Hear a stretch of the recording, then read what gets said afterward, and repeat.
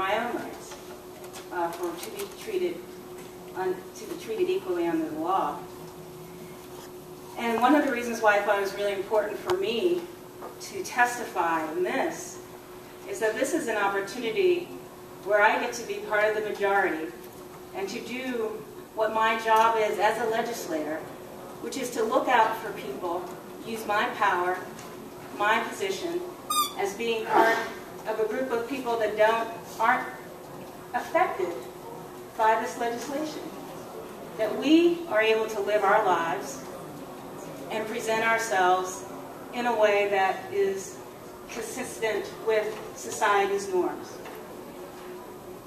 And again, I feel it's very important, and I'm proud that I get to do my job today. And even in a position where, I am myself discriminated against, that I'm able to advocate for other people. My name is Mary Washington, and I represent the 43rd Legislative District. And my district has all types of neighborhoods, very wealthy to low income.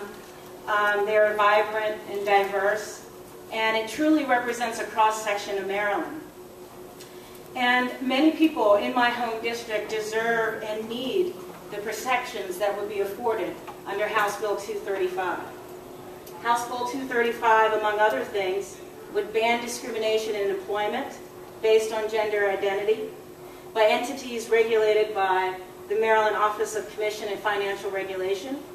It would effectively ban discrimination on the extension of credit, in mortgages, in car loans. These protections would afford some of the most vulnerable members of our society some measure of a much-needed protection. Protections that sometimes can be the difference between employment and poverty and shelter and homelessness.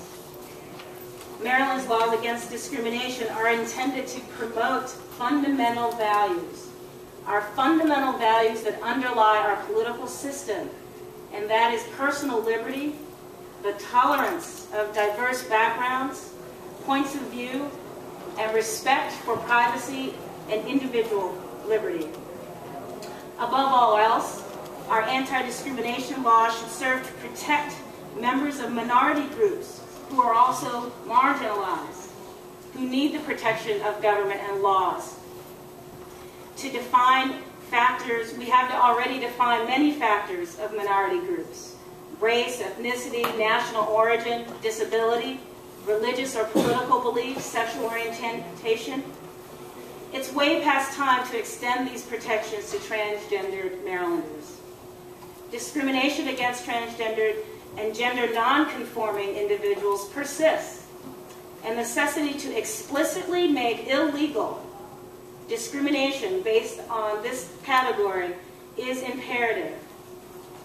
Lawyers and advocates for civil rights have argued that a broad interpretation of existing federal and state laws based on gender identity is not enough. Indeed, Title VII, the federal law that bans workplace discrimination, already prohibits some form of sex stereotyping against gender non-conforming individuals. However, there are bad actors out there, and they are seeking to defend discriminatory acts repeatedly, and they are defending and challenging holdings in court.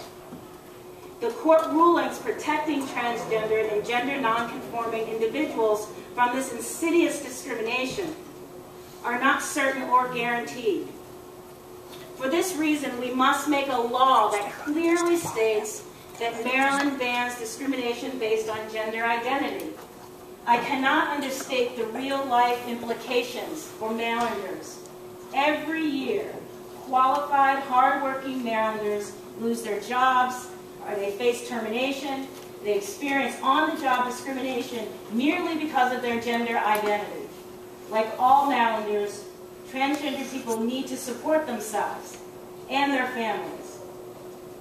In guaranteeing a level playing field, House Bill 235 would ensure that housing opportunities are made available to all, based solely on the ability to pay and non-discriminatory factors.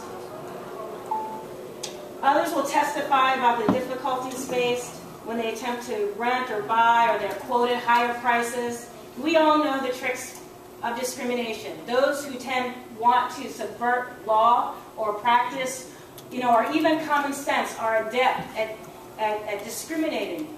We must make sure, by passing House Bill 235, that they are not allowed, or that our silence does not allow them these options. I know that some members of our community are not happy that this legislation does not include protections against discrimination and the accessing public accommodations. Believe me, I understand that frustration, and I share the displeasure. But what I commit to is working, and I believe that people in this room commit to working, that in the future we will be able to make sure that those accommodations and those opportunities are not denied. But today, every single day, transgender people are fired for being who they are, even when they have excellent work records and skills. And as a result, their families struggle and often fail to make ends meet.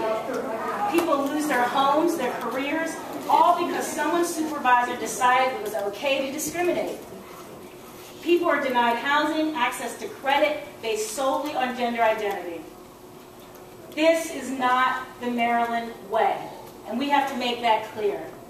This legislation is absolutely needed to make it clear that discrimination is never acceptable.